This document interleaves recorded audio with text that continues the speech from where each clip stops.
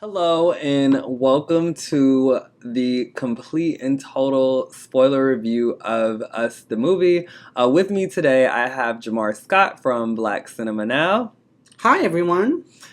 Yes, me and Jamar are friends. We go way, way, way back, and I decided to bring him on to my channel in order to discuss this movie because he really dabbles or dips and dabbles or I do a little bit of everything as far as black cinema. Robbie has brought to my attention many years ago how I am pretty much, someone who's very much into cinema that revolves around black people. Movies, TV shows, you name it. Yes, when I first met him, he had a massive DVD collection that he used to bootleg from Blockbuster. Well, I used to work at Blockbuster, so that should really kind of tell you my age.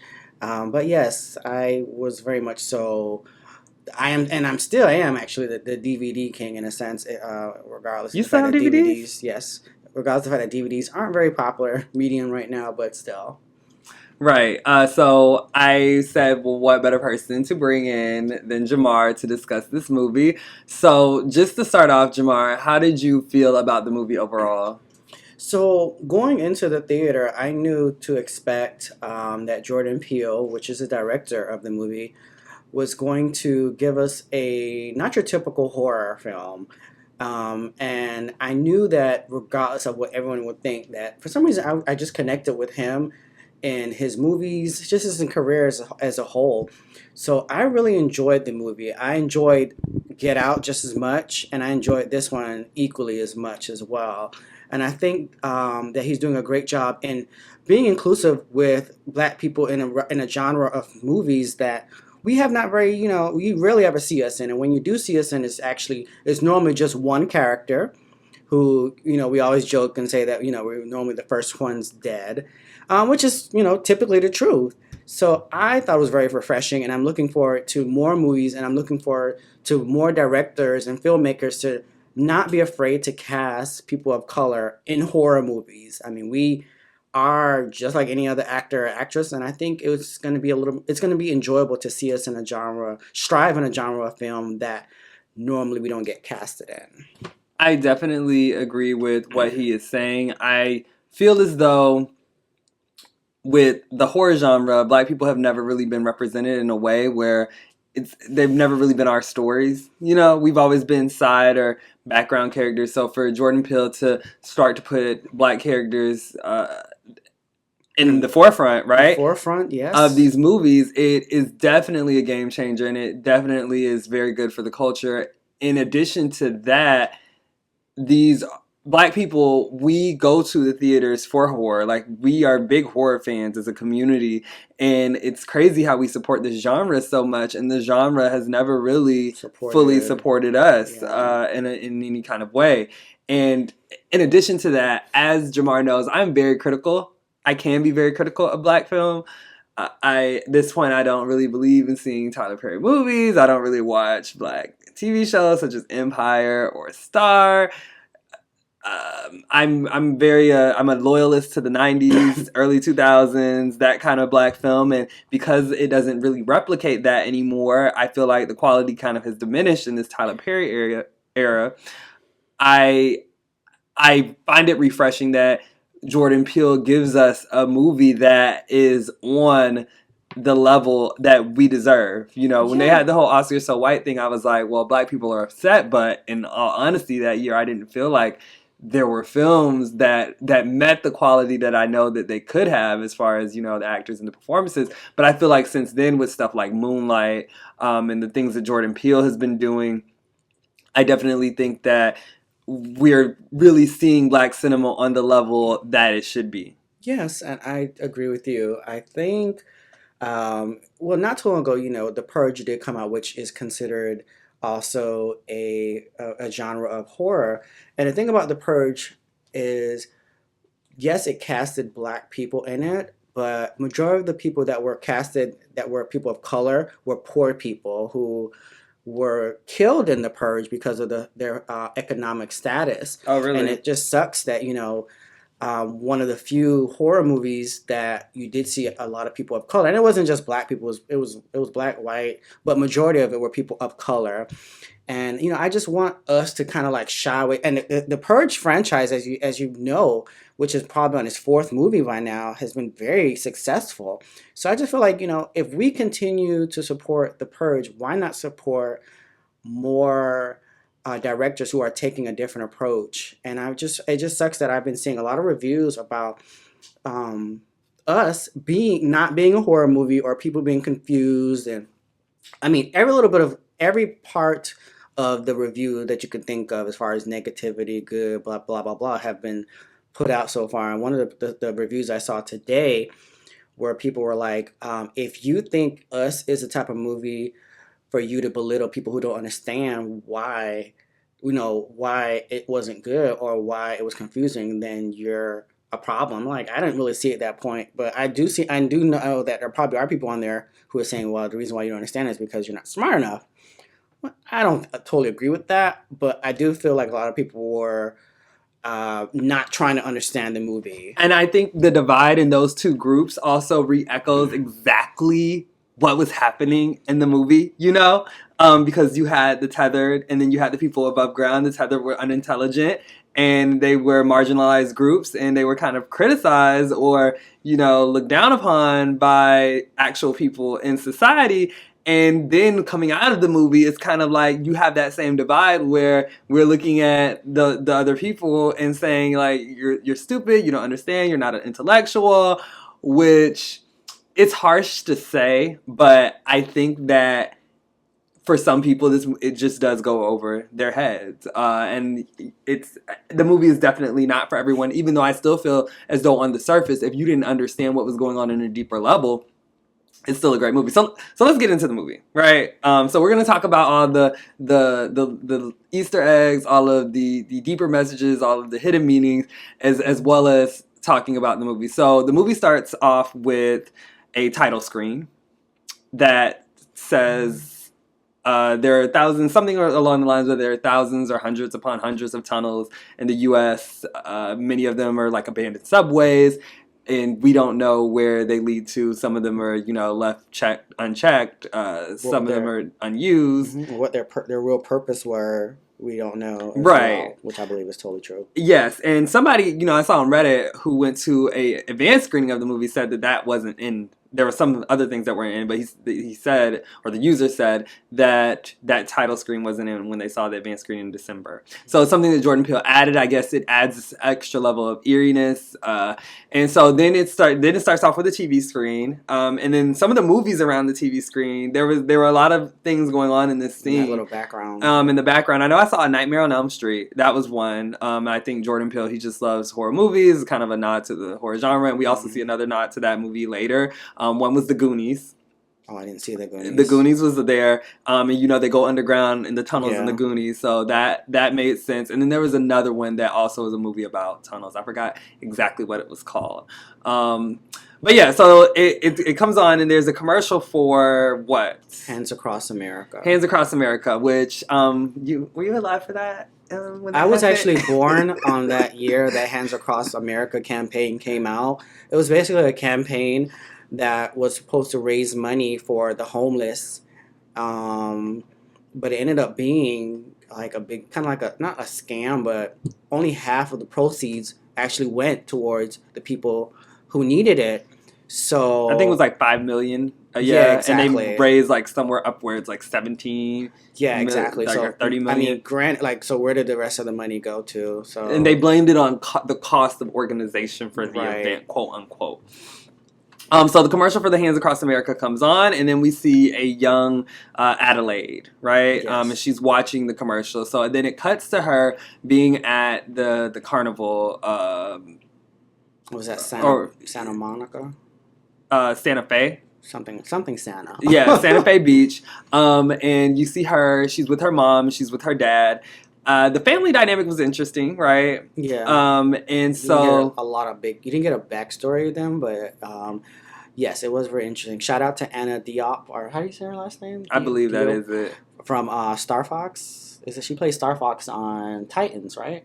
Starfire. Starfire, yes. I don't know I was why I like said Star Fox. yeah. And it's a very transformative role. Like it's a very different role from her in Titans. So I like Yeah. that displayed her range. Right. And then you have the dad also, who was clearly drunk. He was drinking his beer and stuff like that. So they win a prize, right? And notice how it was, I believe it was number 11 he was playing on, which also kind of hinted at that. And she wins a Michael Jackson Thriller shirt, right? Shirt. Yes, which is another nod to the times, right? It was the 80s. I think her mom also said they were shooting a movie out there, which is an actual movie that was shooting. I think it was a horror movie at the time out there on the beach during that time. And so the dad goes to play whack-a-mole, right? Yes. Yes, which could be suggestive of like moles coming above ground and you're trying to beat them back down. That whole idea, maybe. Could be. So he's playing whack-a-mole, and she starts to wander off Adelaide, right? Young Adelaide, yes. Young Adelaide, and there's a storm going on, and she's walking out, and this scene is shot so nice and so chillingly, With so the vividly. Yeah, you have the lightning and the thunder. She's kind of noticing everything that's going on around her, and she's noticing this thing because it's setting up. Don't forget, she's carrying a red. Oh, right, and she has a apple. red candy apple. That's right. How could I forget that? So she also has a red candy apple, which is also important. And she's noticing everything that's going on around her because it sets up that scene later. That happens later. So there's a rock, paper, scissors. And you notice how the two people were playing rock, paper, scissors. I noticed that the second time. I did not. Yeah, the second time I watched when she was walking, getting ready to go down into the stand. Oh, the two yes, couple, yes, I they saw were them, playing. yes, Yeah, I they were remember playing now. rock, papers, and they both did scissors. It ended on scissors. Oh, Yeah. my gosh, that is so crazy. So that was also like a bit of foreshadowing there. So she notices the storm. Jordan Peele is a genius. She notices the storm, and then she drops the candy apple in the sand. Which I didn't understand why she did that, because I'm like, I don't think she even eaten. She hadn't even touched it. Yeah, she just like dropped it. Yeah, she drops the candy apple in the sand, and then she walks into Shaman's Forest, right? And it says "Discover or Find Yourself." Find yourself. Find yourself. Notice how later on the name was changed from Shaman to Merlin. Yes. Merlin's Forest, because I guess Shaman is like demonic or something like that, maybe. So she's in this like mystical or this it's basically a fun house, like a house of mirrors, but it's a forest, right? Yes. There's this little owl, which is kind of like a little jump scare, right? And she's walking around the mirrors. She bumps into a mirror, and then finally, the scene pans, and again, this is shot so wonderfully to herself standing behind her, right? Yes. And she turns around, and then her eyes go really wide. Now, I totally could be not remembering this per se. When she sees her image is not, or herself was not wearing the same shirt, right? Like I believe so. Well, I know she changes shirts, right? And she took her shirt. yeah, she took her shirt. But I could have swore they both had on the same. They exact both thing had on when the she Michael saw it. Jackson thing, Yeah, right? so I thought it was kind of weird. I was like, wow. Yeah. But anyways, yeah. Right, and so she turns around and her eyes go wide. Now, we're going to just go ahead and spoil the movie at this point. Because so this is not a spoiler-free This is not a review. spoiler-free Yes. review. So this is the point. Now, if you're watching from the audience perspective, you think that, this is just a traumatic experience because after this it cuts, to the family. Yes, it doesn't explain. Well, actually it cuts to the rabbit, to the Yes. title screen. Doesn't explain what happened. Right, it doesn't necessarily explain what happened after she has saw her, but later on we do find out is that her tethered version switches places, like chokes her out, drags her back down underground, and switches places Now, with how the her. hell she carried her? I don't She understand. dragged her by her leg. Yeah, but like you're a little girl. Like I mean, they're about the same, right? Weight. You can pull your weight around, and the tethers seem to be, even though they were clones, they seem to be a bit stronger. Mm-hmm. You know what I mean? Yeah. They seem to be a bit stronger than us above ground. So and it could have been something they did with the cloning or something like that. Yeah. So she grabs her and she pulls her underneath, and they switch places, basically, right? Yes. And against her will. Yes, against her will. And so she chains her. She does handcuff her. She handcuffs her to the bed, very which very important Right. scene. Yes, because later on, that's why she told her. Immediately, She without immediately handcuffed her back. So, and it just kind of echoed how a person, I'm gonna make you feel how you make me feel. right. So helpless, defenseless. Now you're handcuffed and you're kind of stuck. And I think that's also a social commentary about people who are in poverty. They're handcuffed. They're stuck there. Because a lot of people were like, well, why didn't the tether just, come up? Why didn't they leave? Why didn't they escape? And then you could ask yourself, people say the same thing about slavery, right? Like, why didn't they just, Yeah. why, Oh yeah. That's you been you get what I'm saying? But when you're in that cycle of poverty, you're going to stay where you're at. right. That's just how it works. So they refer to her as Red, the other one as Red. And Adelaide is a name that means royalty and things of that nature. And that scene mirrors the whole idea of Snow White. She drops the apple, right? She drops the apple, and then she goes into the forest. And that scene in Snow White was like, when I was a kid, that is a scary scene when she runs into the forest and she gets all freaked out, right? And so the sister's name is Red, and so in the original version or another version of Snow White, and the only reason I know this version is because I read I used to read it. There's a comic called Fables, and in that story, it's based on fairy tales. You have Snow White, and then you have her sister Rose Red. And Rose Red is kind of like a screw up. She gets into trouble a lot. But in the original fairy tale, Snow White and Rose Red, Snow White ends up marrying the prince, and Rose Red marries his brother. Which she made reference to. Red made reference to Adelaide marrying the man of her the dreams. man of her dreams, and she said, it didn't matter if she didn't love the tethered version. They were stuck together. Right. Right, and then in the fairy tale, at one point it says the two children were so fond of each other that they would always held each other by the hand when they went out together. And then Snow White said, and held each other by the hand like the tethered do. And when Snow White said, "We will not leave each other," Rose Red answered, "Never, so long as we live." And their mother would add, "What one has, she must share with the other." So again, just beautiful setup by Jordan Peele, and it's not like he went out of his way to do it. It's just so effortlessly. And another thing is that I thought about on my second. Oh well, I thought about this because I've seen the movie twice. She was whistling the Itsy Bitsy Spider. And the whole song, the Itsy Bitsy Spider went up the water spout, down came the rain and washed the spider up came the sun and dried up all the rain, and the Itsy Bitsy Spider went up the spout again. And I was thinking to myself, is it both? Is that allegorical for both of them, or metaphorical, or is it just for? I definitely think it's for the original tether, the one that we meet later. We're gonna call her Adelaide. We'll call Red the one who was the true original, and the one who was born a tether. We'll call her Adelaide. I think it's Adelaide's story because she comes up from underground, like comes up the spout. She switches places, right, and then later on in her life, you can interpret like the rain that's washing her out is her past coming back for her. And then in the end, she has to go back down there and come back up to her family, right, when she defeats her. Right. I think that's what the Itsy Bitsy Spider is that song kind of means. And notice she sees the spider when she's at the house. She did see a spider. Right? Remember, she sees the spider when she's at the house, and I think that was kind of saying, or maybe like the other one was coming up the spout to get her. And notice how I said, out came the rain and washed the spider out. It was storming on that night. So there's a lot of stuff going on with that. So. Anyways, after that, we cut to the scene with the rabbits, right? And I did notice, this could just be something that had no meaning, but the majority of the rabbits were white. There were I think I only saw like one or two black rabbits, which could be symbolism for the popularity or the population here in the United States as well. So that could also be something that right, and and most people who are actually living in poverty are white. Right, so that could be a reference to that. There's also the Alice in Wonderland going down the rabbit hole, which her going down there and all the rabbits were down there. And remember, the Mad Hatter telling her we all go mad down here in Alice in Wonderland, which is kind of like what happened to them. Remember, she says, we've all gone crazy. Yeah, Yeah, which they pretty much were. I mean, looking at the way they walked.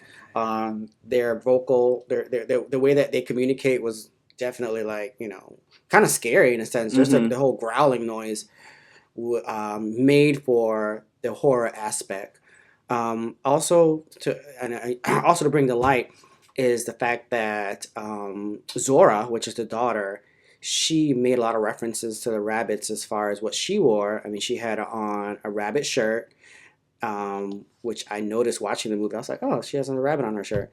And then she also had as you brought to my attention, a sweater that said THO on it. I was like, oh, that's what was it like? It's tie for rabbit. Tie for rabbit. So Right. yeah, Yeah, and all those letters are symmetrical letters. Like, if you fold them in fold them half, in there's half. a lot Yeah, of things that relate to symmetry in this uh, story. Oh, and we didn't mention the Jeremiah 11:11, the sign, right? yeah. So remember when she was walking up, she saw that sign, Jeremiah 11:11, and I was I was in the theater. I wasn't gonna resist like looking it up. So Of I was course. I was in the theater looking it up. You didn't? You couldn't resist? I mean, I knew that it. I mean, I knew it was a Bible verse, but I was, I didn't Did you ever read write what it anything said? down. No, but I know you did. All right, so the verse says, "Therefore, thus said the Lord, behold, I will bring evil upon them, which they shall not be able to escape. And though they shall cry unto me, I will not hearken unto them," which basically means I will not listen to them.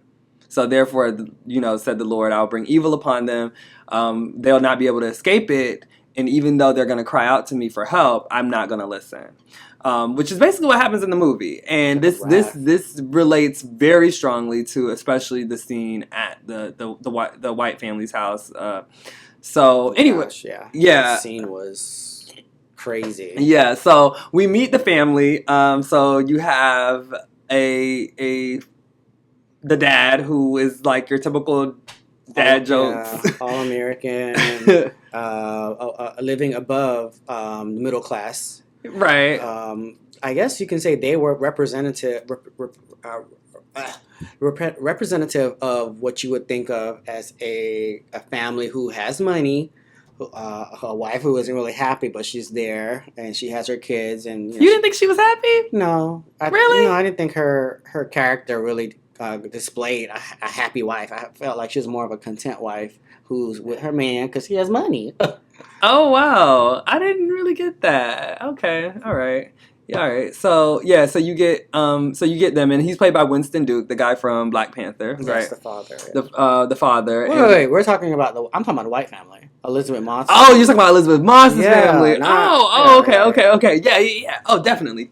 Yeah, I could get that from their relationship. But a lot of people like them together. A lot of people say they want to see them as a couple in more movies. Who? People online. Want to see Elizabeth, Elizabeth Moss? Moss And who and was her husband? he's very popular. I've never seen him before. At least I don't remember seeing him. He's popular among the more Caucasian audiences. But yeah, I don't know if I remember. It was Tim Hecker, right? Tex was the shadow. Hedeker. Yeah, and Texas is the shadow name. Maybe we're making reference to Texas, but I'm trying to see what he was in, and he's been in a lot of things. It looks like a lot of TV. Tim and Eric. He looked like he has his own show, Right, maybe. so maybe that's where he gained his popularity Yeah, from. and yeah, he looks like he does comedy. So Jordan Peele might know him knew Yeah. him from that. Or from Comedy Central or something. Right, yeah. So I'm talking about the black family, like Winston Duke, the Yes. dad. Typical dad jokes. I like I the think he's character. very characterized by him trying to keep up with the Joneses, right? Definitely trying to keep up with the Joneses. I think the daughter kind of mirrors that whole idea of being into material things like her dad. She's always in her phone and She wants to drive. she wants to drive. the She wants to be latest. grown and all this other kind of stuff. And she kind of is relinquishing running and stuff like this, right? Yeah. Right. And then so even though we at this point in the movie you don't know that the Adelaide that we've met was originally a tether, but there's a lot of little hints that they throw in there and Yeah. they give you. Yeah. And we also have Evan Alex who played Jason, which is probably next to Lupita. He's probably my other favorite character. I loved his character so much. So we have him as well, who he's like a little out there and a little weird, right? It worked for him. It definitely worked for his character. What was interesting is the fact that his shadow self, almost like they bonded when they first met. Now, granted, he Hmm. was trying to get the hell away from him because he knew He that he was was still afraid, but I never evil. felt like his shadow was trying to kill him. No, I didn't. I didn't feel that either. I just felt like he was just like, oh wow, like it's your you look like me, or I don't know, just Yeah, some like kind of that like childhood innocence. You know yeah, how children exactly. are. They don't care about, and that might speak to that too. Like that children don't care about class. They don't care about race. It's almost like his name, and his name was Pluto, like almost like how a dog is loyal to his owner. It's just kind of Right. like he had that same kind of like loyalty, or same kind of like To his mother. exactly. Right, yeah, and I did think that Pluto probably was playing on the idea of Disney because maybe the mom had to name them, and maybe that was one of the few things she remembered from when she was a child in America before she got switched What's the was fifth planet from the sun? Pluto. What? What's the fifth planet from the sun? The fifth one? I want Yeah. to say it's Jupiter. Oh, okay. I thought it was Pluto. No, Pluto is like the last one, the furthest one away.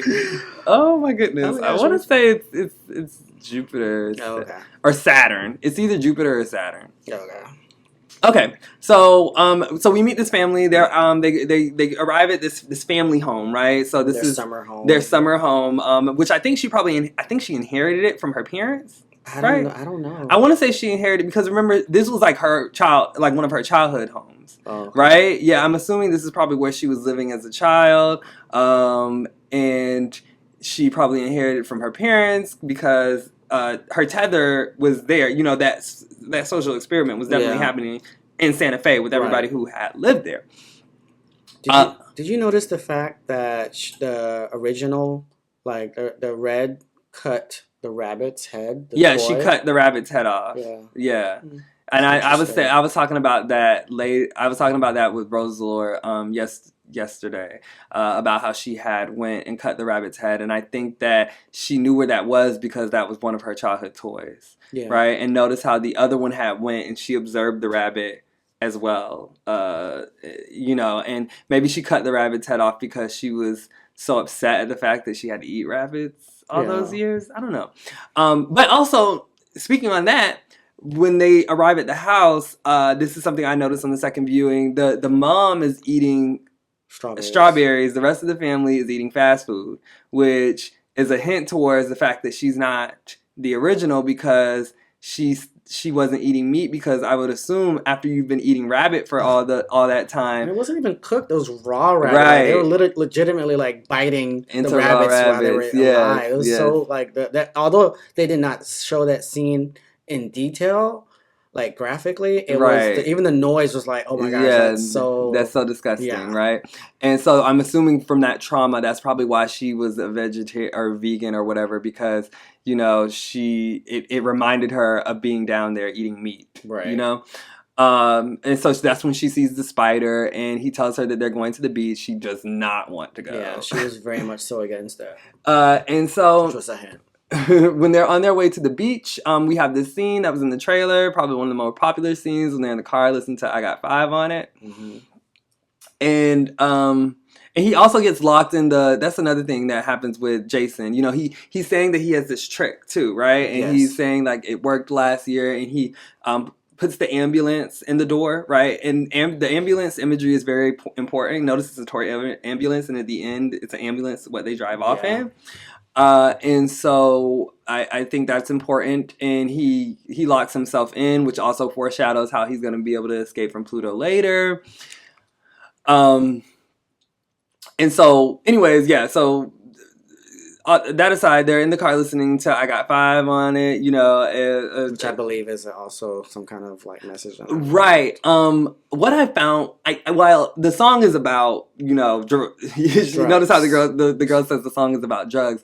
What I had found is that, just I was looking at the lyrics of the song and I was like, what does this mean? What does this mean? So just on the face value, and you're thinking about the lyrics of the song, it's kind of somebody saying, I don't have enough for. Exactly, that's what I took from it. You Like, know what I'm saying? I just got I ain't enough. got enough, but I got five on it. Right. Like that whole Yeah. idea, that whole American ideal of, always trying not to pay Full price. the full price. Jamar, you know all about that. Who said that? But not trying to pay the full price, and you know, kind of bumming off somebody else. Like, and again, I got half on it because it's talking about a dime bag. And just like in this story, you know, you have these two dualities. You know, you have the people on the surface, you have the people down below. So I want a piece of your life, but I don't want to have to. Or I want a piece of something, but I don't want to have to fully commit to it. You get what I'm saying?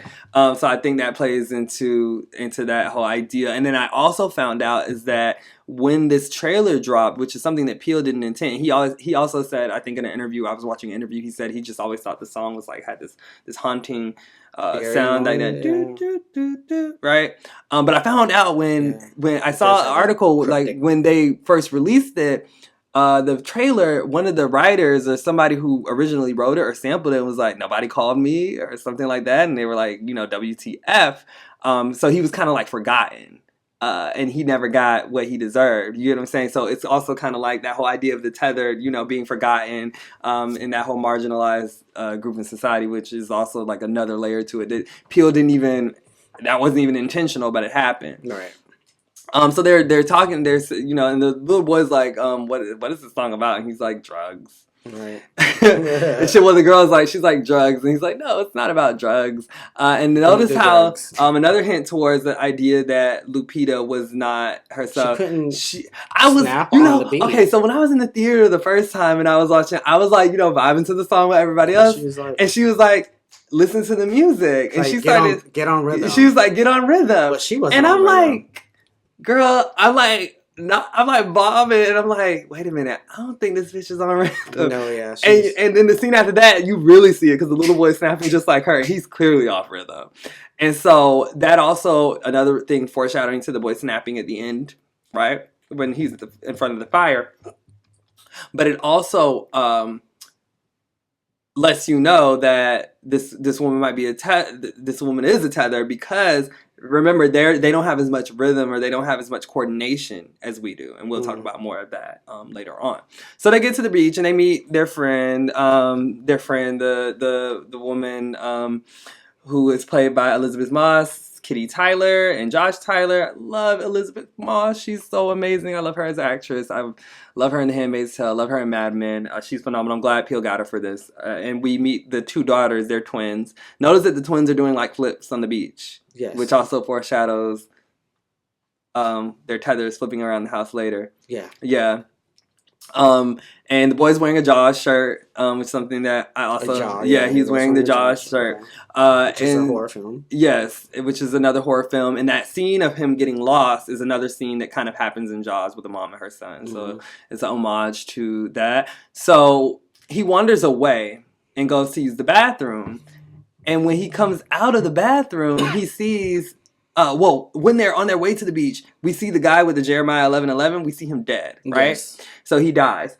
And then, so when he comes out of the bathroom, we see that same guy holding his hands out, like with the hands across America, but blood's dripping. So he was probably the first tether to make it out because this is the guy's tethered version. Right. And so Lupita freaks out and she's trying to find him, right?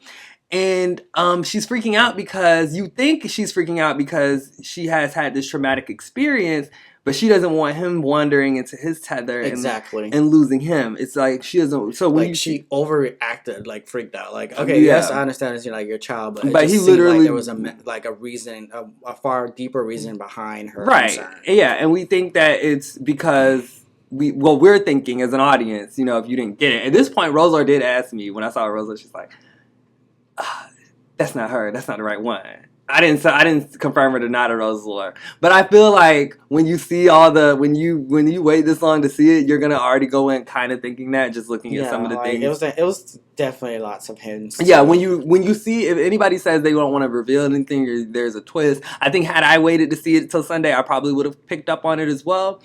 But I didn't confirm or deny anything for her. But the reveal at the end still had the same effect for her. Oh my gosh, the reveal at the end was so creepy too. That smile. Yes. Yes. What dreams or nightmares are made of. Yes. And so they go back to the house, and then we see the scene of the parents arguing, right? Mm. And the dad was Yahya Abdul Mateen II, and he played what do you call it? In Aquaman, the villain. I did not see Aquaman. Oh, okay. Black Manta. He played Black Manta in Aquaman.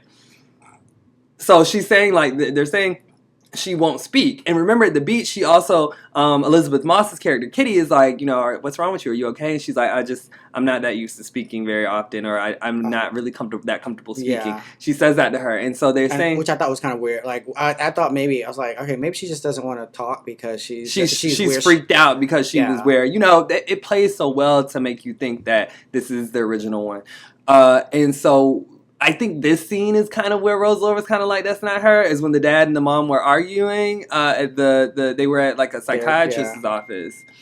And so the dad and the mom were arguing, and she's kind of like, I just want my daughter back. And they talk about her not speaking, and then they recommend that she does something creative like dance, right? And and the girl is just sitting there. And now that with context, we know she couldn't.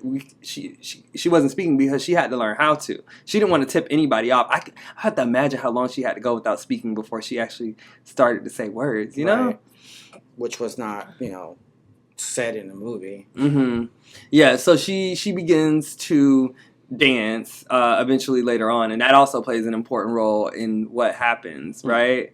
So they end up going back to the house, and this movie doesn't waste any time. They like really just jump right into it. Yeah, like they waste no time setting you up for it. They give you this little bit of exposition, this background, and then we go into it head first. So I think the pacing was really, really good, and so.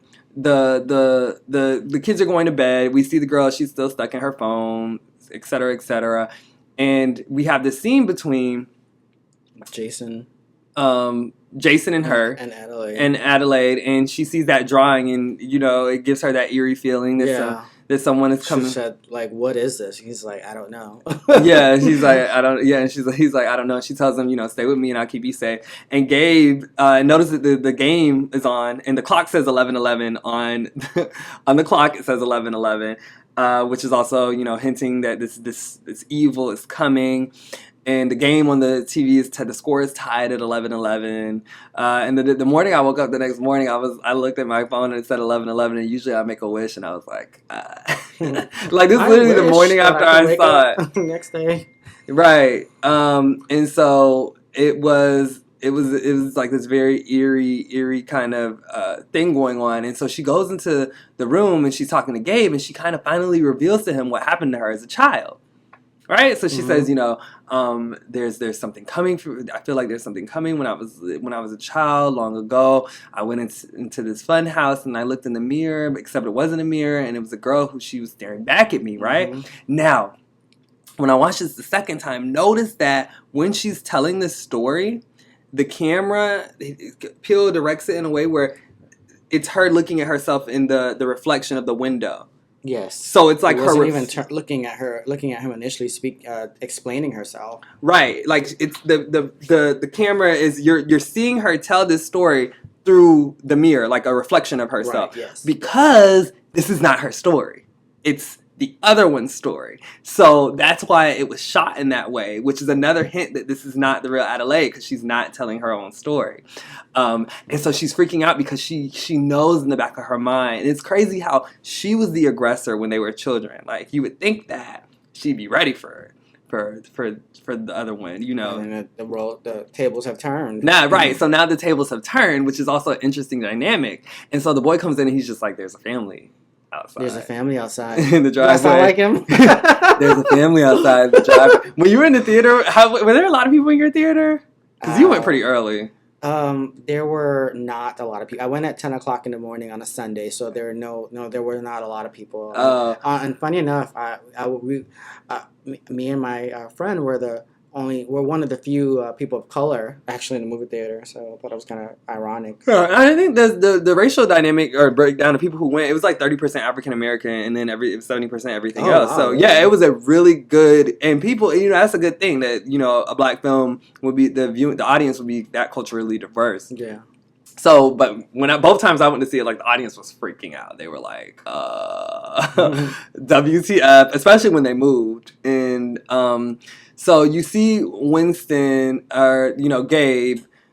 He gets the bat and he goes outside and he's like, "Hello," and they keep the If you humor want to there. get And see, crazy, we we can can get get crazy, and he crazy. stays himself throughout the whole thing. Like, even though this is a tense moment, they're providing this comic relief. And so they try to call the cops. The cops tell them they're going to come in 15 minutes. And when I'm first watching this, I'm like, 15 minutes for Yeah, that's a cops? long But you have to time. remember the cops probably had tethers too, like everybody in this town. But at this point, if you were watching the movie, you didn't know this. You know what I mean? Hmm. Because from the commercials, it doesn't reveal any other tethered person, right? So the family is just out there silent, right? It looks like some kind of weird performance art, Right. which is mimicking the Hands Across America thing. And so they come down, they separate and they come down, and the dad's kind of battling for him to get in, but they're like evading the house all over, and eventually they all make it in. The dad kind of gets his what is it, like, oh no, remember they had the lock key outside, and that's it, and then the dad's like, what kind of white people shit? Because, like, seriously, who keeps the lock key? Like, I make sure that sometimes I'll be in my bed ready to go to sleep, and I'll still go to the door and make sure that it's locked. I my OCD requires me to check the door at least 2 to 3 times Right. a night. And I'm the same way. My anxiety will just not let me do so. And even the fact that I have a roommate now, and sometimes I'm scared that he may forget to lock the door. may forget to lock it. So they come down and they eventually all make it into the house, right? The dad gets injured. The baseball bat, he has a baseball bat. The other one takes it. His name is Abraham, right? Yes. Which is also a bit of a biblical reference because Abraham and his wife couldn't conceive, so he had a baby with his wife's servant. Again, that whole class situation, and it caused strife between the wife and her servant, right? Yeah. Like Adelaide and Red had strife between them.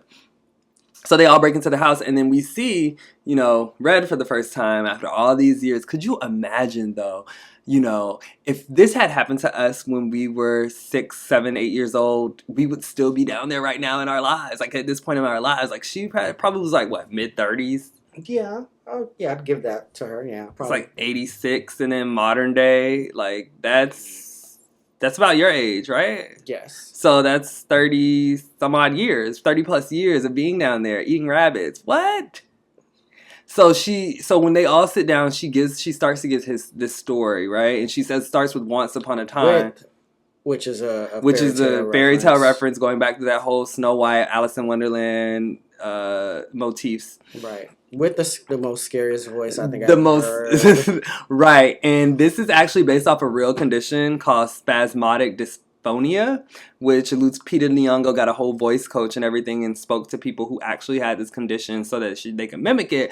And what spasmodic dysphonia is that people who've gone through, it's a neurological disease that happens when you go through very traumatic events. Usually it's like abduction or rape or something like that. So it's almost like you lose your voice. Which she had abduction, yeah. And it's not anything, it's like your brain causes your voice to kind of break because you were in this traumatic, yeah. And also her throat was, squeezed when she was a child, so that probably also affected it. But that was actually Lupita's voice when she was speaking. And some people with the condition were kind of upset because they were saying, like, don't mimic or try to, profit it off of my very real disease, which I don't, I can't I don't have any horse in that race. I'm just telling you what she was doing. And so she describes her experience when she was down there. And a lot of people say it didn't make no sense. I didn't get it. And I'm like, she did so much explaining and exposition about what happened or what was going on. Right. Now, at this point, you didn't have the full context, but she said, there was a girl, and whenever the girl would eat, right, her food was, she said the girl's food was nice and tasty. And warm and sweet. And I had to eat rabbits, raw and cold. And then she said that whenever she got gifts for Christmas, I had to play, with very sharp objects that would cut her fingers because they had to work with whatever they had down there. The tether. had to work with whatever they had down there. And she said that, she married the guy that you already talked about, that she married the guy that she loved, but she was forced with Abraham, and they had to be together because they were tethered, and that's who she fell in love with. Then she had to have... It doesn't matter if she loved him or not, right? And they both had these beautiful... she said, you had a beautiful baby girl. I had the spawn of evil. And remember, her name was Umbra, which is like... I thought about Umbreon, the Pokemon, and it has to do with shadow or darkness or bad things. And, of course, Pluto, we already talked about that, which is the sun. Notice how the sun had on a mask. He was wearing a mask throughout the movie. You told me it was a Chewbacca mask. But anyway, Chewbacca is very beast-like, right? Which also kind of mimics the way that the tethers were talking, the way he talks like, right? And also, notice how the Pluto was very like animal-like, yes. And the boy was civilized. So the boy wore like an animal-like Chewbacca mask, whereas the boy, in his presence was animal-like, but the other boy wore like a very humanoid, like skin type mask, right? Yes. Which could have been a nod to Texas Chainsaw. I don't know, but right. Well, yeah, and the boy's name was Jason, and his Chewbacca mask kind of, if you painted it white, kind of maybe resemble like Jason's hockey mask. And notice how he put it on when he was like, which is a traditional horror movie trope, like right? Like when Michael Myers gets his mask taken away, or Jason gets his mask knocked off, they always like put it back on before they start killing and stuff. And the boy he would put the mask on to kind of go into battle mode. So you get that whole exposition, and at this point we don't know that Adelaide is Red. Or Red is the original Adelaide, or the one who we met at the beginning. And notice her movement. Oh yeah, very great. Yes, and it's also based on a movie called The Tale of Two Sisters, where the sisters move around the house like that. And Jordan Peele had Lupita watch that movie before she did the role. And if you watch the movie with the tale, like that's exactly how the sisters move. So that was something she had to study. And you ask yourself, why did she move like that? And it was because she was human. She was very, very well coordinated. And so that's why her movement was so precise. Yeah, it was precise. It was almost like military style walking. It was very creepy. And then even her posture with it was also very odd. Yeah, it was very odd. But it was also very captivating. Like you exactly. couldn't stop watch her. Like I know it's creepy, but I could literally watch her, be performing that role all day. I'm kind of upset that there wasn't a bit more of that version of her in the movie. Because she's the only one who walked like that. Like everyone else. Because she was human. Yeah. Right. And then the reason she could speak was because she was not from she's not from their world. And Lupita actually said in the script, it says she had not used her voice in a very long time. Right. So this is how you knew that she was... And the other tethers even knew that she was different, which is why they chose her to also carry out this plan, and how she was able to lead the rebellion.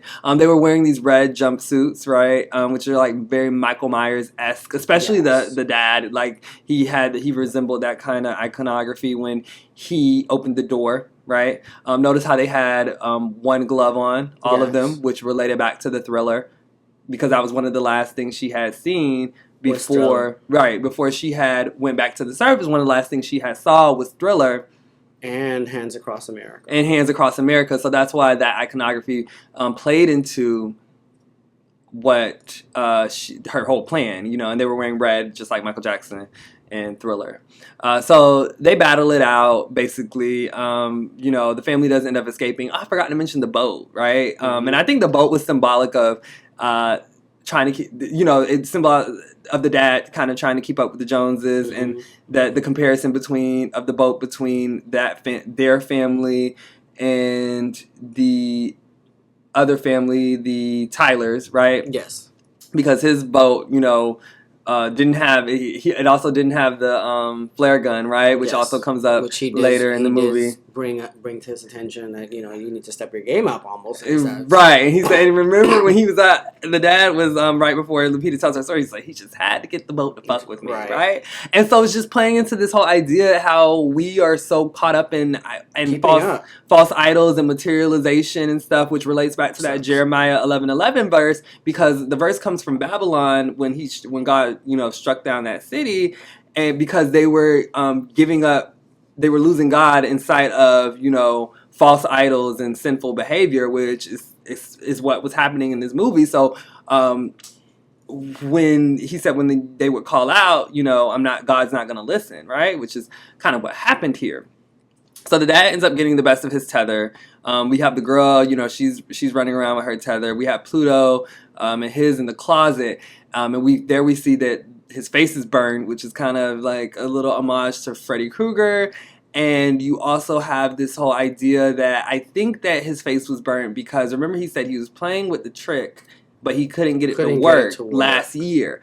And I think that when he was doing it, the tethered version must have been doing it but with matches, because remember they didn't have the materials. Remember she said she played with glass, and so I think that's what, you know, he that's how he ended up burning himself. His fascination with fire also was very much so evident in the movie, right? And so then you have the ambulance again, so he kind of locks him in the closet.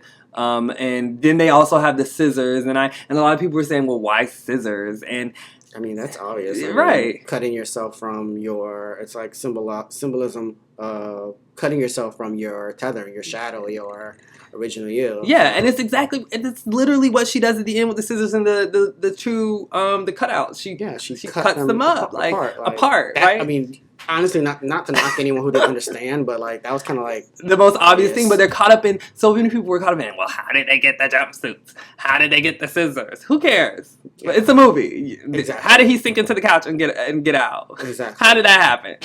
Okay, like it's just, you know, it's a suspension of disbelief. Yeah, stop trying to, you know, instead of trying to pick out the little things, just appreciate the symbolism that comes with those things, right. You know, because that's what they're in the movie for.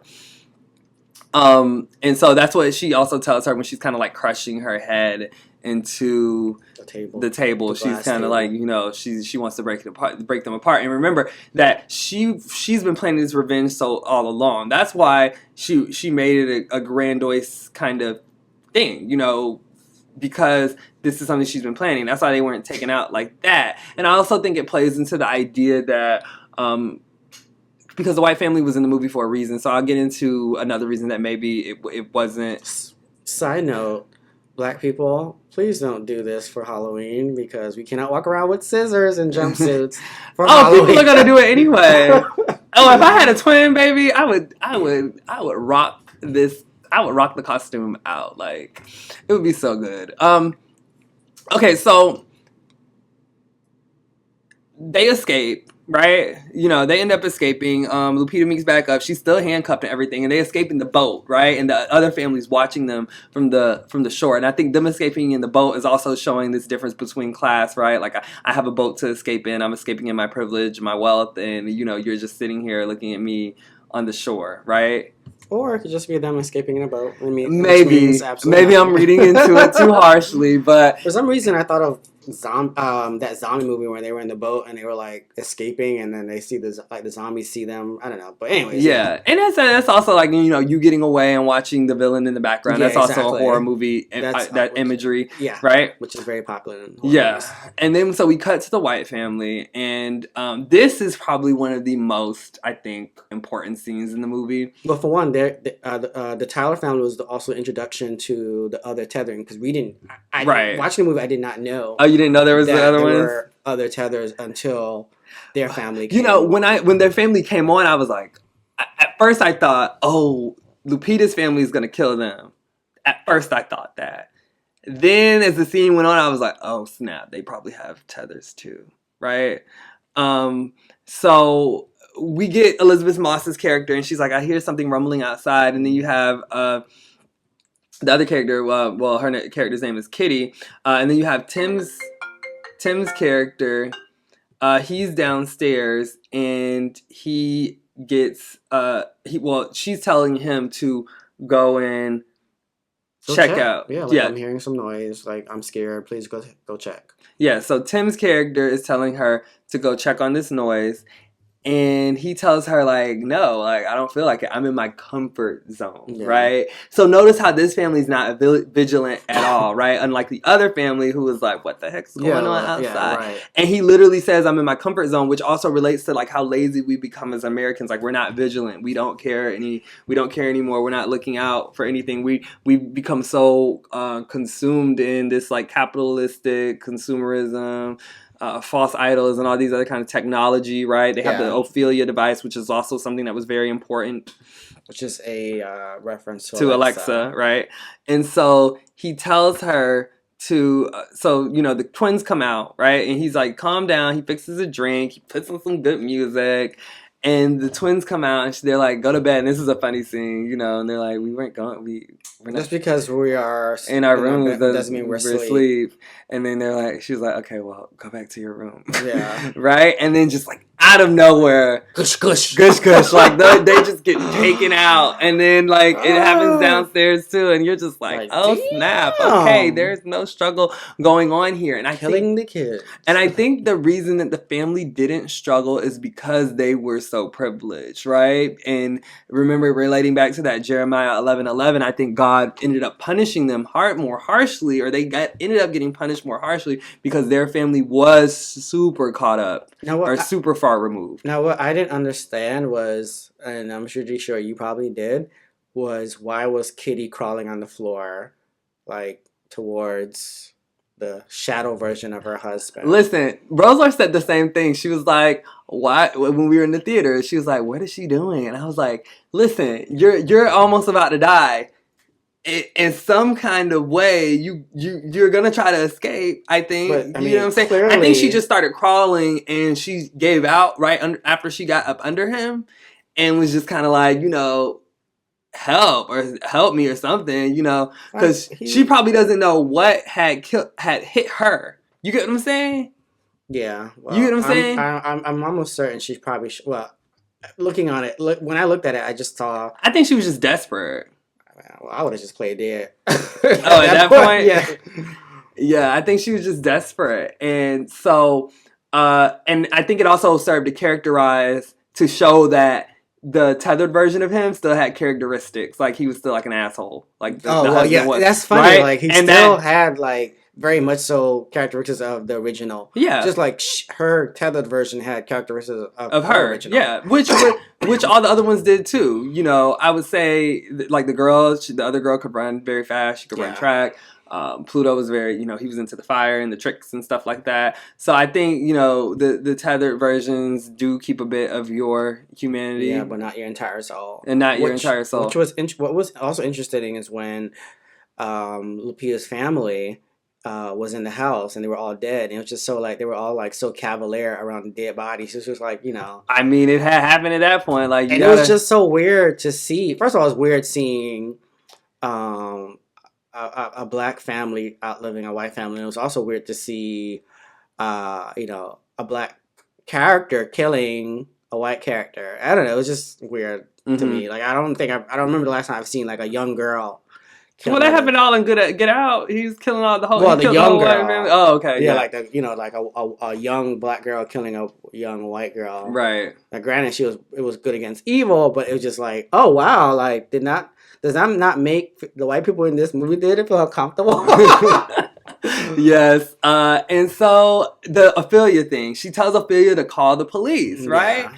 And I think this relates back to that Jeremiah verse, because he says, you know, when you call out for help after I bring this evil upon you, I will not listen to you, because you've given your attention to all things that are not me, right? Because notice nobody in this movie ever says, you know, oh, please God, help me. The only person in this movie who refers to God is Red. Yeah. When she says God had a greater purpose for me, right? She's the only person who's kind of still connected or tied to God. And she doesn't, you know, they don't cry out for God. They don't do anything. That she asks Ophelia for help, right? And I think God, the police coming on is kind of like God sending like the spirit, you know, the universe, or God is sending this, you know, fuck you to her, kind of saying, screw you, bitch, you didn't ask me for help, right? You're still pleading to these man-made objects for help, right? And I think the fuck the police is kind of saying, you know, the police are in this movie, they're not coming to help you. I don't think I And saw one police officer in the movie. you're right, and it's like coming straight from the underground, right? Just like they came up Yeah. from the underground, right? So that happens. The family ends up arriving at the door, and Lupita notices that. I guess it took her a while, Yeah. because she probably didn't think that there was other, but she knew there was other tethered, right? Because she was down there. Mhm. But and that also calls into the question of, did she really suppress that trauma and think that she was the one, or did she know the whole time? I think she knew the whole time. Yeah. Yeah. And so, she gets pulled into the house, and the family goes in to kind of save her. The dad goes out, and they're kind of having their little battle, which is kind of funny because, they also in real life, like secretly, they have this kind of battle financially, but now they're kind of battling physically, right? Yeah. The dad ends up besting him, right? You have the whole flare gun gag and stuff, but the thing that a lot of people that was really jarring was the girl, and notice how they have like these these items of wealth, like, and Jordan Peele has said he likes characters, the trope in horror movies with the unconventional weapon, right? So the girl has a golf club, he has like this super looking expensive, I don't know, rock, like a crystal rock on a stand. Yeah. Which, now the way that Zora killed one of the evil twins was so gruesome. Now, granted, again, they didn't show it, but you heard the skulls crushing. And I was like, well, damn, like. And I told, the second time I was watching it, I told Rose, I was like, oh, I'm so glad I don't have to see whatever she looks like. So they completely, maul these two girls. They hit the first one, and she falls over the. And you thought she was dead. Yeah, you thought she was dead, but I figured when they pan to that shot of her. Yeah, that iconic pan of a dead body. Well, allegedly dead body crushed. I was kind of like, especially when she said she had to go back into the house to get the keys. I was like, oh yeah, she's still alive. There's something. I thought it was either gonna be her or the mom. Yeah. So then we get upstairs, and Lupita's, and we have this scene of the mother, Kitty's doppelganger, or her tether, whose name was Dahlia, and remember the Black Dahlia was found with her face carved, and so that's like a reference to that, the Black Dahlia, and so she's carving her face because remember she had plastic surgery. She told her about it. She probably couldn't get the plastic surgery because she was underground, so she kind of carves at her face. She puts on the lipstick, and it's kind of like they like so fascinated by how she looked in the mirror, right? Because you have to mimic this movement all the time, and now you're finally getting to do it for the first time, right? Mm-hmm. So they ended up taking out the mom, right? And so like everybody's taken out, and they go downstairs and they realize like it's a monumental event, right? Mm-hmm. That everybody is getting killed and stuff, and so she's kind of like, we got to get the heck up out of here. And notice how he's kind of saying, we're gonna stay right here, we'll wait it out, and then she tells him like, you don't get to make the decisions anymore, which kind of I feel like it's kind of funny because remember in Black Panther he was like, you cannot speak here. Right. So and then she's telling him in this movie, you don't get to make the decisions anymore. I don't know if that was a nod to Black Panther. It could have been. The Fruit Loops, he was eating Fruit Loops. If you noticed, the kid was eating Fruit Loops. Mm-hmm. Which is also, I thought, like, a little Easter egg hinting back at the girl eating Fruit Loops in Get Out. Oh, yeah, she was eating Fruit Loops. Yeah, she was getting Fruit Loops and Get Out. Separating them by color or whatever. Yeah, and I noticed that in the first time I watched it. I was like, oh, he's eating Fruit Loops like the chicken Get Out. Mm-hmm. So they decide to get in the car. Oh, and then we see that the Umbra is out, outside waiting, and like her makeup and stuff was like they did a good job. Like you could tell she had hair. The hair, the lace front was a bit noticeable. I feel like you could see a little bit of glue. Yeah, that was noticeable. It was just the way that it was styled. Yeah, they like darkened. I saw her say what they did in the interview. They kind of like darkened her eyes, around her eyes. They slicked back the hair, and they did her cheekbones, like they airbrushed her cheekbones so they would look higher, and then they also, if you notice, like she had no eyebrows, like they took out the eyebrows. So that was really cool. So they have that chase scene with the car. It's funny when they talk about the kill counts, they're like, oh, who has the most kills, right?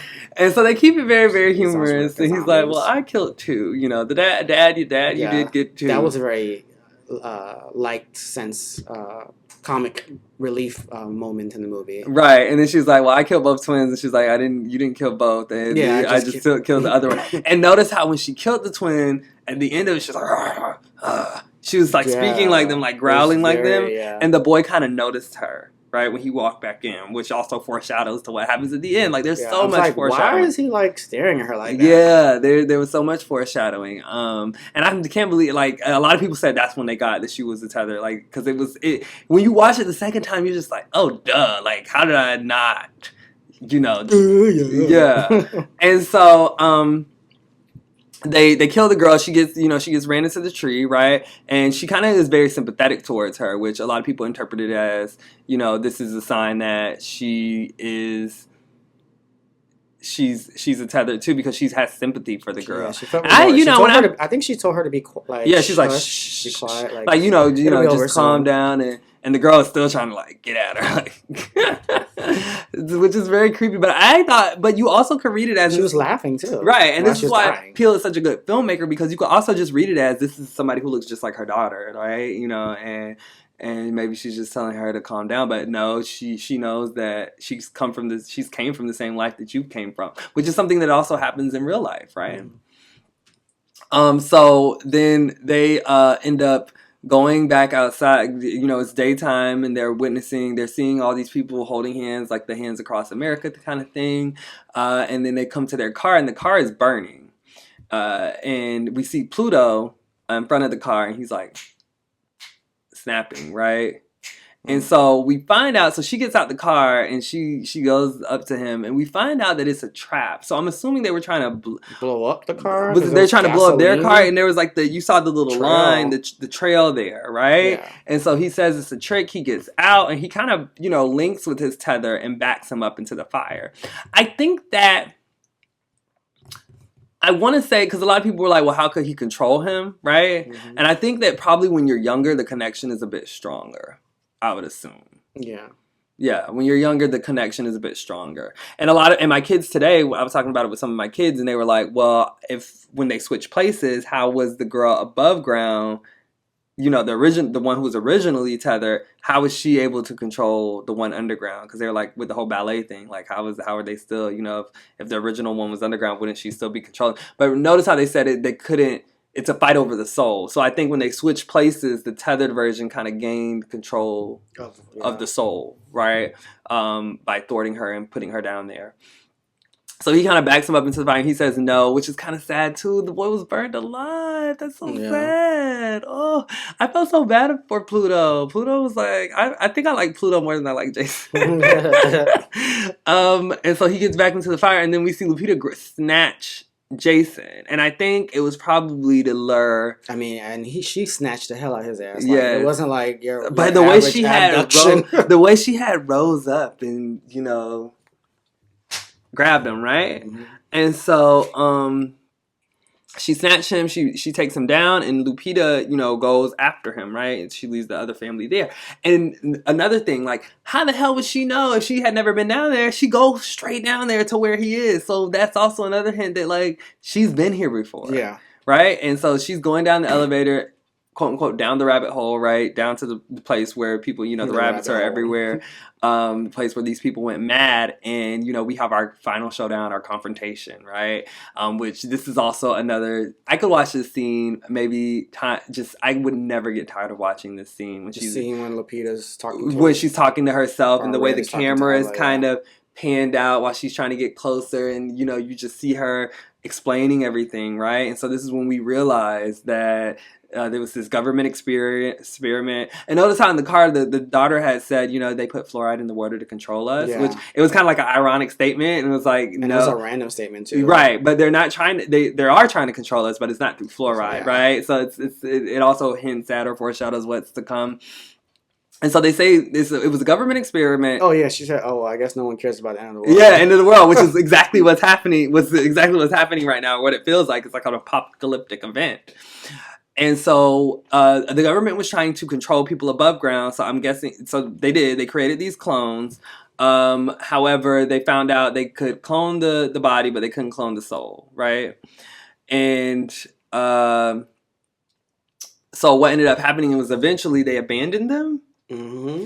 right? And just left them there. Right. So eventually they abandoned them and they left them there. And she says that however, they thought that she was different, which she was because of the dance, right? So then it cuts to the scene, and the scene I think it's called the Part de Deux, the dance from the Nutcracker. It's a Nutcracker dance. Didn't they do that dance in Black Swan too? Possibly, probably.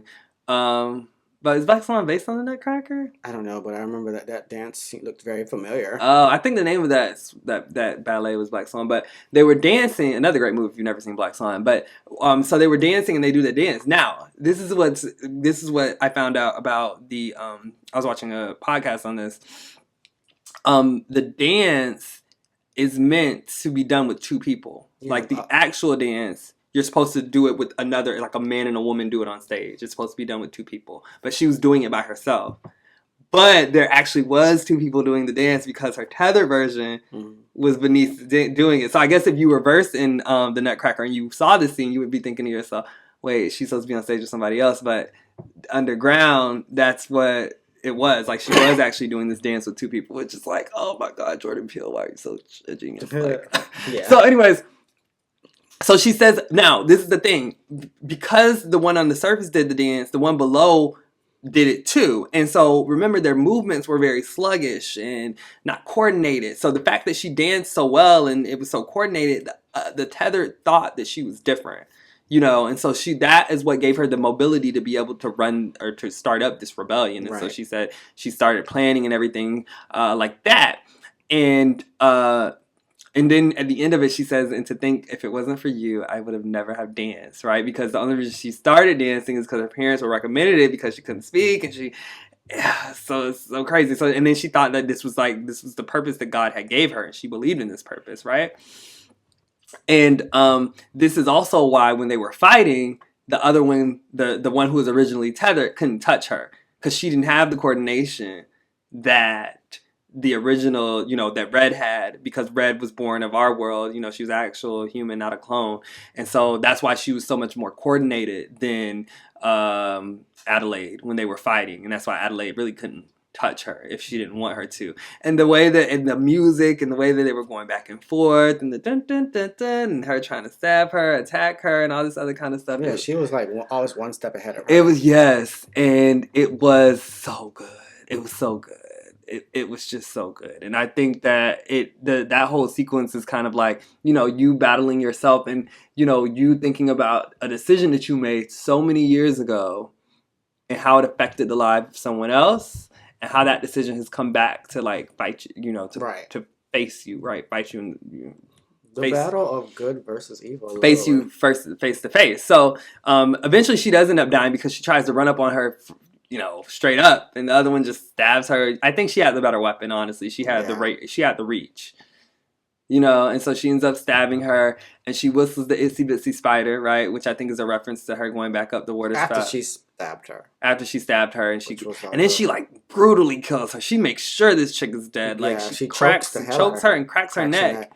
And also notice when they were in the classroom and they were fighting back and forth, she's mouthed something to her that we can't hear. Which was? We don't know. We don't know. What I think she mouths to her is something about this. The reason it's inaudible to the audience is because it was definitely something that would have told us that they had switched places. Right? Yeah. Because at this point we still didn't know. And I think that's what the son had heard when he was in the locker. And that's why at the end he looks at her funny. Because the son heard it. We didn't hear it as the audience, but the son must have heard it. And remember when she's like, see, it's me, and all this other kind of stuff, right?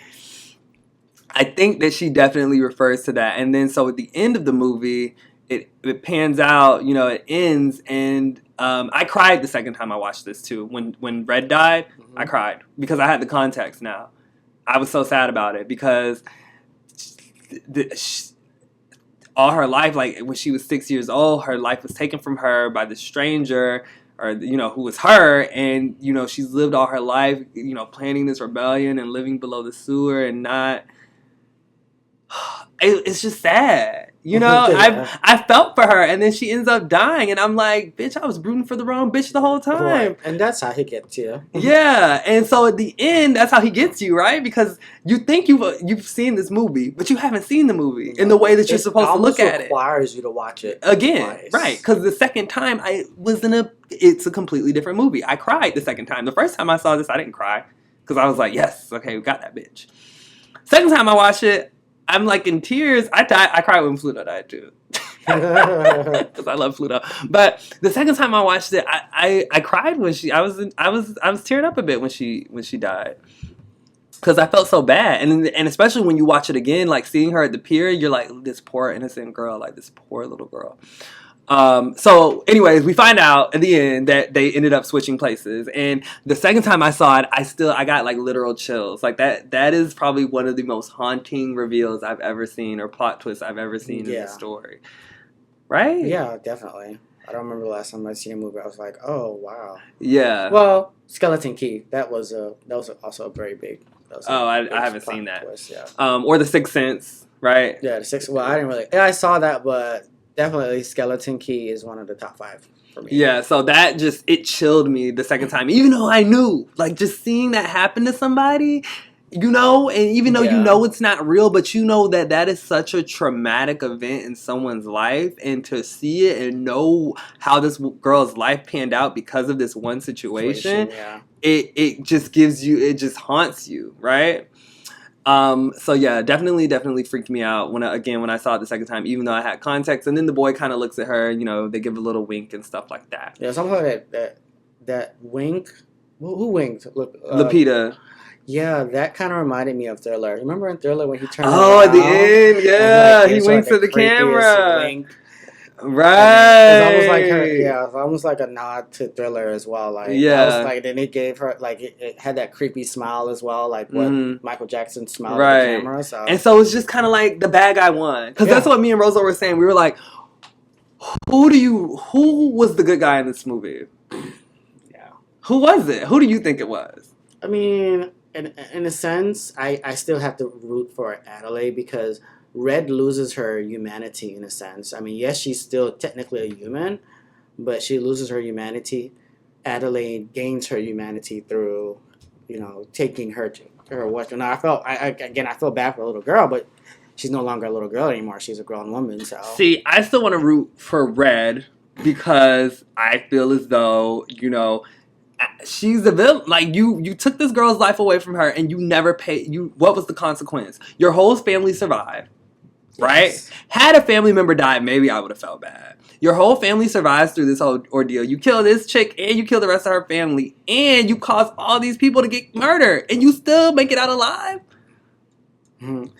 Yeah. And so, but the fact that I was still rooting for Red also makes me think, like, on a social commentary level, we still root for our same class. Like, who, you get what I'm saying? Like, whites are going to root for whites, even if they're in the wrong, maybe because...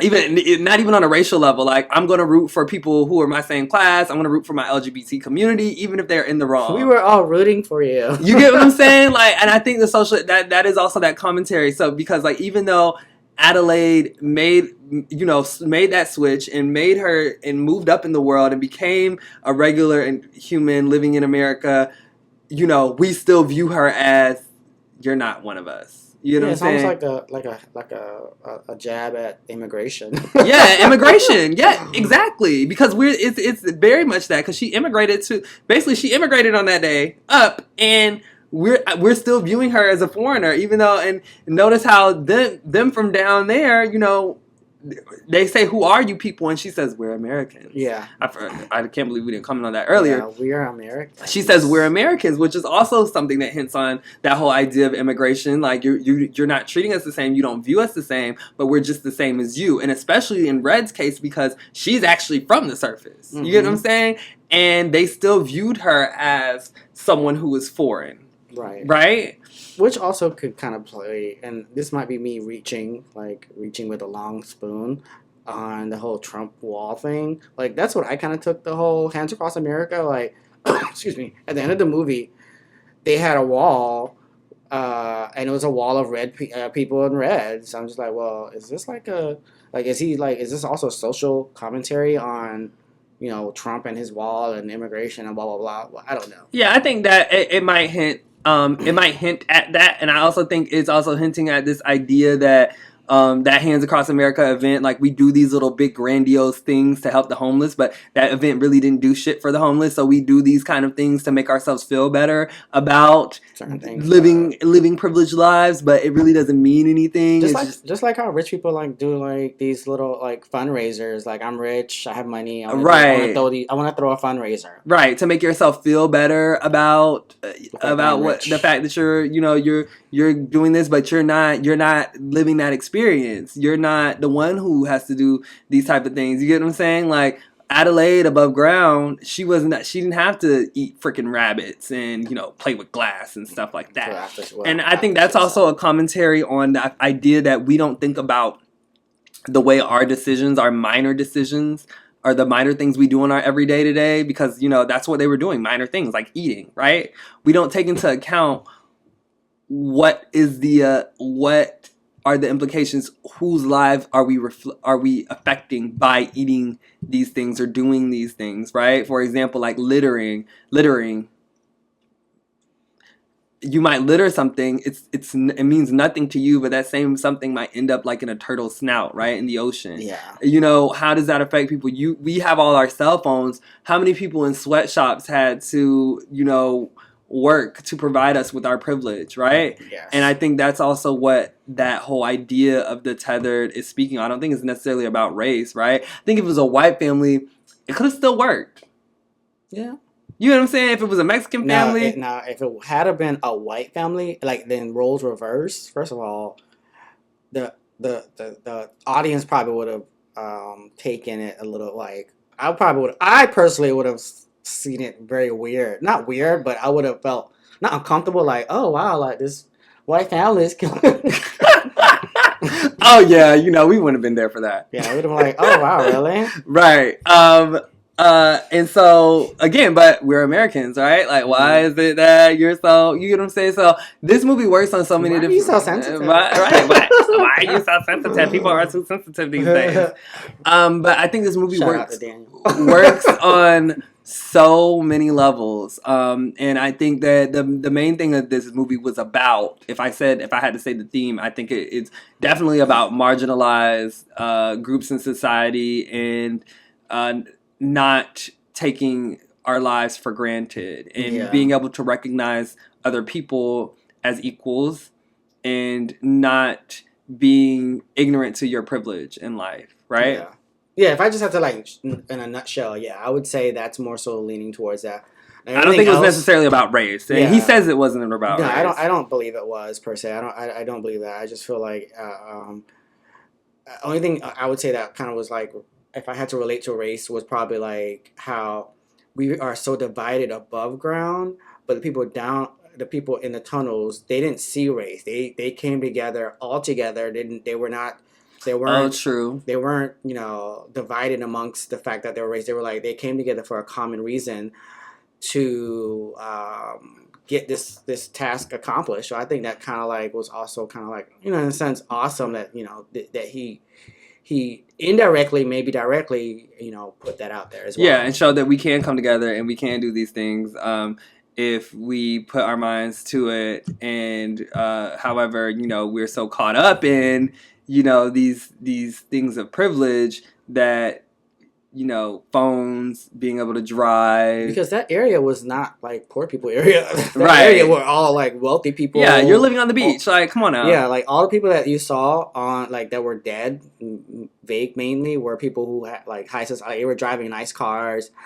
They were older people. Like it didn't show any like, only person that they showed that was like homeless was the person who was on the guy holding the Jeremiah the Jeremiah sign, right? Other than that, you didn't see any like like people homeless on the beach or whatever. So exactly. So right. So it's just stop getting so caught up in these irrelevant things that don't matter, and be mindful of your footprint in the world and the actions that you can do, how they might affect somebody else, or even the idea that something you've done in your past, like something very minor, can come back and affect your life later on, right? Yeah.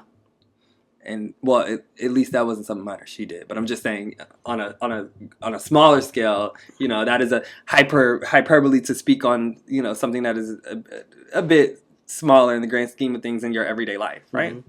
So I think that that's what he wanted us to take away from the movie, and then you had all those other situations that help to reinforce or help you to understand those things, right? Like the Snow White, Rose Red situation. The names and the characters of the other names, right? Mm-hmm. Like Abraham and the duality between Pluto and Jason, just all of that stuff, right? Yeah. Because I mean, you did hear Zora's name, but I definitely like, for some reason, Jason's name like stood out. I guess Right. more out of everyone's name. Yeah, I think that one was very, very stark. He's walking around, running around with a mask on. Yeah, right? exactly. Yep. So, great movie. Yeah. Where would you put this on? Do you think it was better than Get Out? I don't like. I hate to say like it was better or not. I think they both brought something individual. Both brought something different to the table. I think definitely more so. Us brought more so the horror aspect, and Get Out brought more so the suspense aspect. Like I wasn't scared watching Get Out, but I was definitely like on my edge of my seat watching Us. So Us. I can't really say that one was better than the other. I definitely am gonna watch Us again. I've only seen Get Out maybe once or twice. So on that grand scheme of things, where it's like, okay, it's requiring me to watch a movie over and over, like watching it again, I probably will watch Us more than will watch Get Out. I feel like Us is just better. And I don't know. I think that Get Out is a very linear film. I think it's a film that you get the commentary, what it's trying to say, what it means, what the messages are. I think it's pretty explicit, and then you just have to go back to dig into how he did it. But with this movie, I feel like, like I just said, I feel like it was a completely different movie after I watched it the first time. When I went back and watched it the second time, it was like I felt like I was watching another movie. And I think for it to even be able to do that, and it's plus the acting performances, oh my god, like unparalleled to Get Out. Like, from the kids to the Elizabeth Moss to the mom, just amazing. So, and it evoked an emotion out of me, and it made me think about myself in the world in the grand scheme of things. So I would definitely say I enjoyed it more than Get Out. But I don't want to compare because they're both, I said I don't want to compare, but I brought up the question. Exactly. But I think that they're both still amazing films. Not to say anything bad about Get Out, but like I said, the ending of Get Out just is like the good guy wins. Like he saves the day. The ending of this movie gives you a moral dilemma. Like the person you think you've been rooting for the whole time. Right. It's like if at the end of Get Out you find out that he was like already switched and was a white person. Yeah. The whole time, right? Like, could you imagine? Yeah, that's kind of like not to do another spoiler, but that's kind of like what Skeleton Key was like. Oh, so if you imagine if you had found that out, you would be like, "What the heck?" Right? It would just it would push the movie into a whole different stratosphere. And I think that because this movie did that, it becomes so much deeper as far as a viewing experience, as far as the meaning and the ethics behind it. I just think so. But both of them are phenomenal movies. This is a great movie, 10 out of 10. Yeah, definitely go and see it if you have not. Yes, please. definitely. Well, I'm assuming that you have. If you've listened to this whole thing, I would hope you have. And if you haven't, please go and see it because it's just so good and so amazing. All right, well, thank you so much, Jamar. We definitely have to do this again. Yeah. Because I really enjoyed you and enjoyed your input. We had a very sophisticated conversation about this film. Mm-hmm. And yeah. Yeah, also follow me on Instagram at Black Cinema Now. Yes, and I will post the link to his Instagram in the comments. Hopefully he posts this video to his Instagram for some promotion for promo. For us. Promo, yes. All right, so thank you so much, Jamar. This has been our Us review. Bye. Make sure you like and comment and subscribe. Yeah, double minority.